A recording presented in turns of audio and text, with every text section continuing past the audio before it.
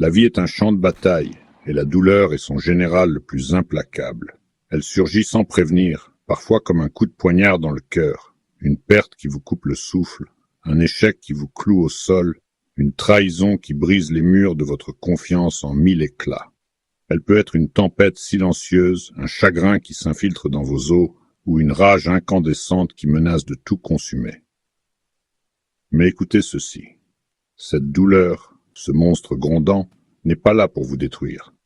Elle peut devenir votre carburant, votre forge, l'étincelle brute qui sculpte une version de vous-même si puissante qu'elle éblouit même vos propres doutes.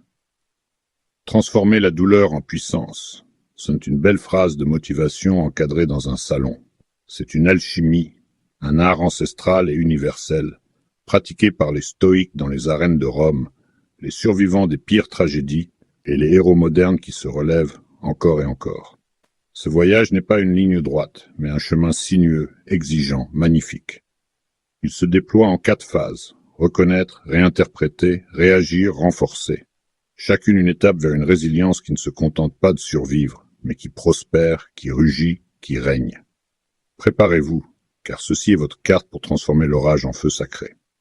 Commençons par la première phase, reconnaître la douleur. Sans détour, sans masque, sans fuite.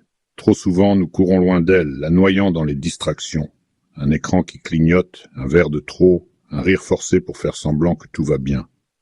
Mais la douleur ignorée ne s'évanouit pas. Elle s'enracine, devenant une ombre toxique qui murmure dans vos nuits blanches. Alors, arrêtez-vous.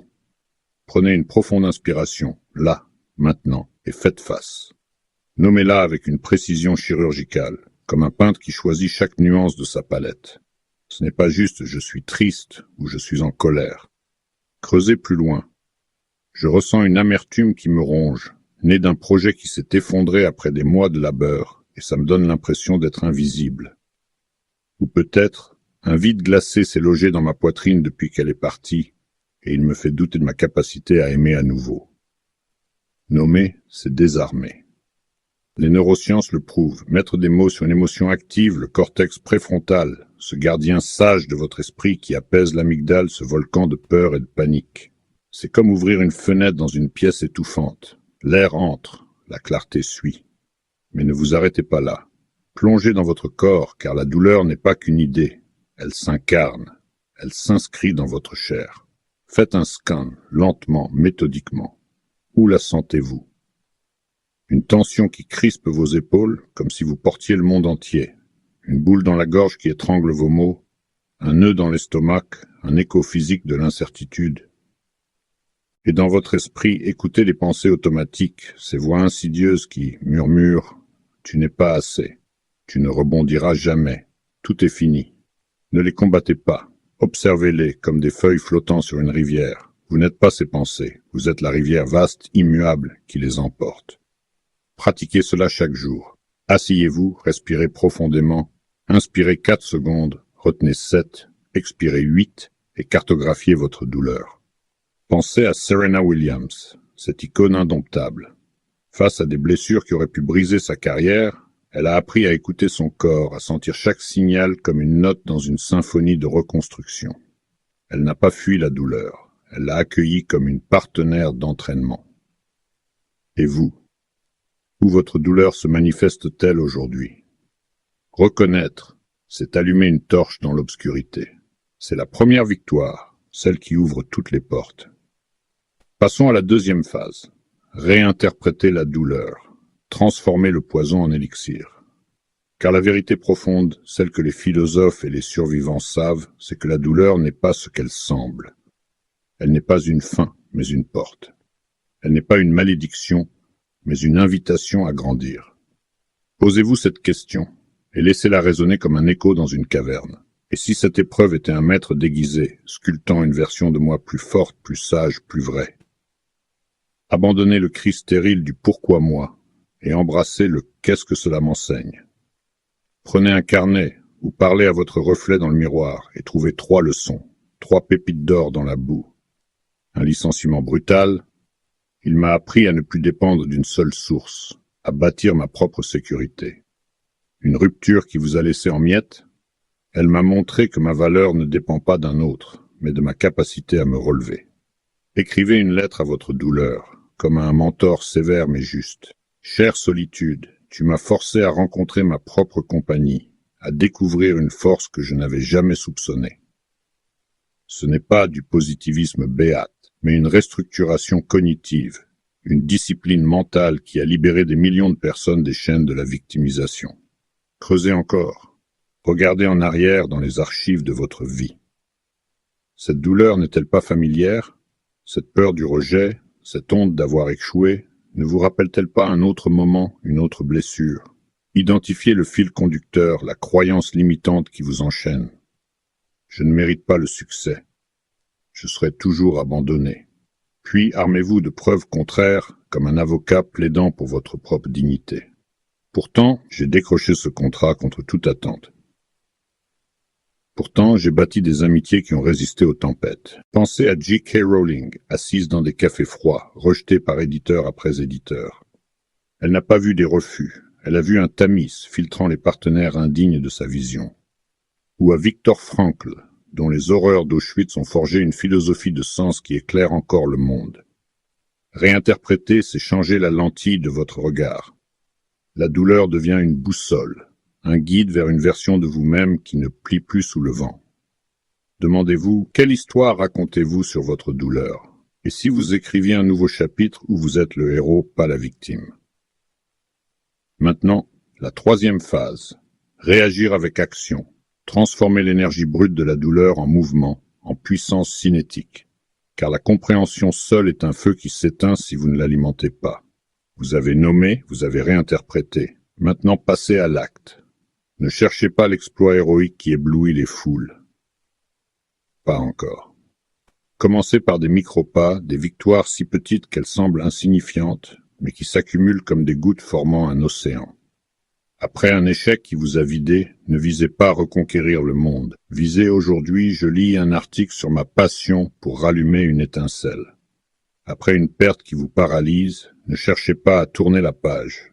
Optez pour je vais marcher sous les arbres, laissant la nature me rappeler que je suis vivant. Utilisez la méthode WHOOP, formulez un souhait, devenir un roc émotionnel, visualisez l'issue. Un vous confiant, debout face aux tempêtes, anticipez l'obstacle, cette voix intérieure qui murmure « à quoi bon ?» et planifiez une réponse. Si je doute, je commence par 5 minutes d'action juste pour sentir l'élan. Construisez des rituels, ces piliers qui ancrent la résilience dans votre quotidien. Bougez votre corps. Le sport, même une simple marche rapide, libère des endorphines, ces guerrières chimiques qui dissolvent le stress comme le soleil chasse la brume. Écrivez chaque soir, non pas pour ressasser, mais pour célébrer les petites victoires. Aujourd'hui, j'ai souri à un inconnu. Aujourd'hui, j'ai fini une tâche que je repoussais. Connectez-vous aux autres, un appel à un ami, une conversation avec un mentor, car l'isolement est le complice de la douleur, mais la connexion est son antidote. Et surtout, pratiquez l'autocompassion. Parlez-vous comme à un enfant blessé, avec une tendresse qui n'excuse pas la faiblesse, mais célèbre la bravoure de continuer. Créez votre arsenal. Une playlist qui fait vibrer votre cœur, des basses qui cognent, des paroles qui hurlent la victoire. Et visualisez-vous triomphant, traversant vos épreuves comme un guerrier traversant le feu. Pensez à Oprah Winfrey, qui a transformé la douleur d'un divorce et d'un passé traumatique en un empire bâti sur l'authenticité et l'action. Ou à Michael Jordan, dont l'humiliation d'être coupé de son équipe de lycée a alimenté des heures d'entraînement acharné, jusqu'à dominer le monde du basket. Réagir, c'est le moment où la douleur devient carburant, où chaque pas, même tremblant, vous propulse vers la lumière. Enfin, la quatrième phase, renforcer et partager. Transformer cette force naissante en une forteresse inexpugnable. Car la puissance véritable n'est pas un éclair fugace. Elle est une habitude, une discipline gravée dans la pierre de votre volonté. Prenez le temps, chaque mois, de revenir à votre histoire. Ouvrez votre journal ou asseyez-vous en silence et posez-vous. Où étais-je il y a 30 jours? Et où suis-je maintenant? Notez les progrès, même subtils. Je ne m'effondre plus face aux critiques. Je ressens la tristesse, mais elle ne me définit plus. Célébrez ces shifts, non pas avec arrogance, mais avec une gratitude tranquille. Un café savouré lentement, un regard dans le miroir qui dit « je suis toujours là ». Ajustez votre cap. Qu'est-ce qui a fonctionné? Qu'est-ce qui demande plus de travail? Comme un forgeron, vous tempérez votre lame, la rendant plus affûtée à chaque cycle. Mais ne gardez pas cette force pour vous. Partagez-la, car c'est dans le don que la puissance s'ancre. Racontez votre histoire à un ami autour d'un feu, dans un poste vulnérable mais fier, ou en guidant quelqu'un d'autre à travers son propre chaos. Ce n'est pas seulement altruiste, c'est un acte de renforcement. La psychologie le nomme croissance post-traumatique. En aidant les autres, vous solidifiez vos propres fondations. Vous tissez une toile de sens qui vous porte plus haut. Pensez à Malala Yousafzai, qui a transformé une balle tirée par la haine en un cri universel pour l'éducation, devenant une voix qui résonne à travers les âges.